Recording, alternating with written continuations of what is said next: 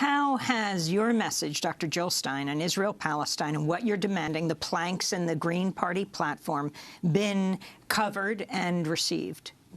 Well, really, none of our planks have been covered and received. Not only our position on Israel-Palestine, our position on foreign policy, our position on jobs and climate and student debt. We've basically been disappeared from the mainstream conversation.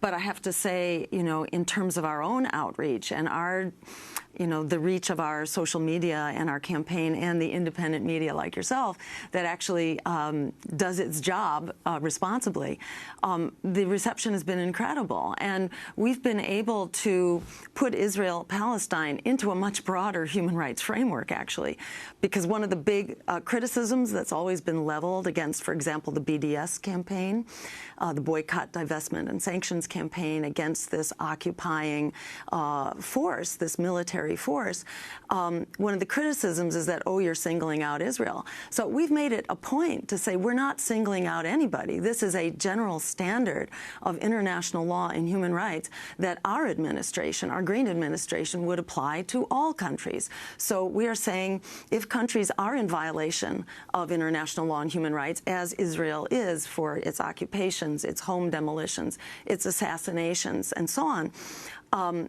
that we will not support you. And right now we're supporting Israel to the tune of $8 million a day.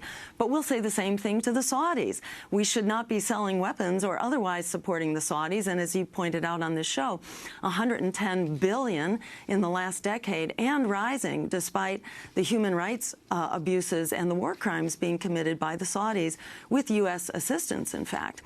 You know, this is one of many issues that I think people are really clamoring to hear more about. Do you join the call of the New York Times and Guardian editorial boards for U.S. and British governments to end their support of Saudi Arabia? I would say they are joining our call, which has been longstanding for the length of our campaign. Here I am talking